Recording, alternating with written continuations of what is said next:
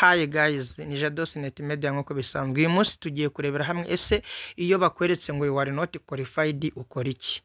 Murabona bashyizeho umwanya ku isoko kuri Mifotra ariko nago ndi gukandaho ngo bikunde.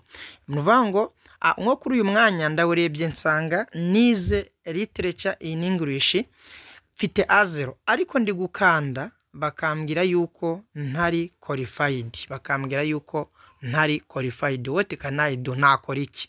Twagiye rero nuvuga ngo ikintu cya mbere ukora urabanza ukareba ese muri detail bari gusaba abantu bafite iyi qualification.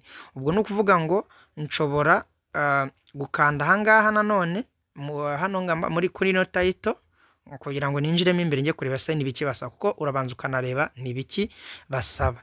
Hano rero iyo ukimanuka barakubwira ngo ntago uri qualified. Kubera iki? Dore ibizamini bibiri uzakora psychometric test. Ino psychometric test ni online exam, hanyuma ukazakora na written exam. Ubwo written exam nayo ubu ngubu muri no misi akenshi umujya gukorera online, ariko muba iyi psychometric ahantu itandukanye n'iyi written exam nuko iyi ngiyo psychometric test yo ikorera mu rugo iwawe. Ni test ikwinjiza muri application. Iyo umaze kuyikora uhita applyinga noneho ukazaba shortlisted ukajya gukora ikizamini cyanditse. Nimba ukeneye kureba uko wakora psychometric test wajya kuri Jadosnet Media ukareba video iheruka nari nabikozeho twagiye. Uhita umanuka rero hepfo ukareba duties zawe, ukamanuka ukareba noneho icyo tuba dushaka hangaha ni ukumenya se ndi qualified. Urabona barashaka umuntu ufite urupapuro rwanditseho bino bintu: Bachelor degree of literature in English with education, ariko experience ni 0. Nayo bakubajije, bakusabye urupapuro rwanditseho ino title. Ubwo nimba rero urupapuro rwanditseho gutya ukaba kandi uri kwa applyinga bakakubwira ngo you are not qualified, ikibazo kiraha ngaha.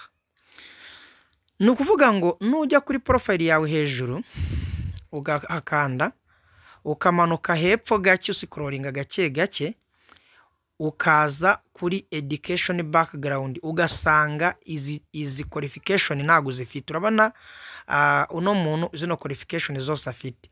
Nukuvuga ngo uzaza kuri add new, nimba hatanditse bachelor degree in literature uzaza ukande kuri new, uzaba warayibagiye kugira gute kuyadingaho. Uko hari twabibonye byanditse niko ahangaho uri bubigenze. Uraza ukande kuri new, uselecting igihugu cyawe ni Rwanda, dore ibihugu babirimo, ugashyiramo kari wari Rwanda ukayemeza, ukamanuka ukaza ahangaha kuri institution.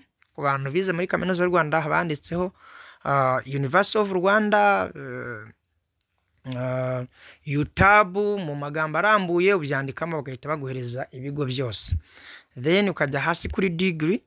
Kuri degree hari ufite certificate, hari ufite bachelor degree, hari ufite diploma, hari ufite masters, byose ushyiramo. Noneho qualification ni ibyo wize, ni ya bachelor degree in literature English with education.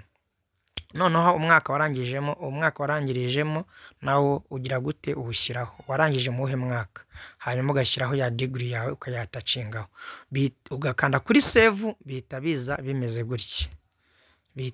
bimeze gutya neza. Urabona bachelor degree in psychology University of Rwanda byandi nashyizemo byose, umwaka narangijemo 2022, akadokima ngaka hano. Yes, noneho uka-applying. Iyo ukanze kuri apply noneho biremera. Mukanya ndajya gukanda kuri bachelor degree in psychology, mwete mubona ko byemeye. Hanyuma iyo ushaka editinga ukanda ahangaha. Yo wibeshye ushaka kubihindura bitewe n'uburyo wari wibeshyemo ukanda ahangaha kuri utu tudomo dutatu. Iyo hakanze bakubwira edit, iyo edit ni ukandaho noneho ukeditinga. So hanyuma twabihinduye tugiye kureba se noneho twemerewe kwa applyinga. Yes, tugiye kwisubirira inyuma kuri advertisement duhite tuza kuri wa mwanya wacu. Umwanya ngewe nashakaga ni uyu nguyu wa deputy, uyu nguyu urabona none ni nkandaho barahita bambwira ko ndi qualified n'uvuga ngo nemeye kugira gute kwa applyinga. Ubwo barahita bangubita akazami dore ngaka hano ngaha hasi ngaka do psychometric test. Ubwo nimara kuyikora ino exam ndahita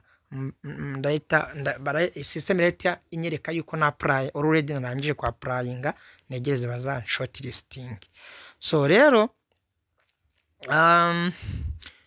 ikitonderwa hangaha nuvuga ngo nimba ugiye kwa applyinga kuri position runaka ugomba kumakinga sure ko ufite iyo document, kuko nubihindura ukapplyinga udafite document nubundi wibuke yuko umukoresha wawe azayikubaza, nubundi rero nayikubaza ukayibura uzaba wararuhiye ubusa, nubundi nakazo zahabwa.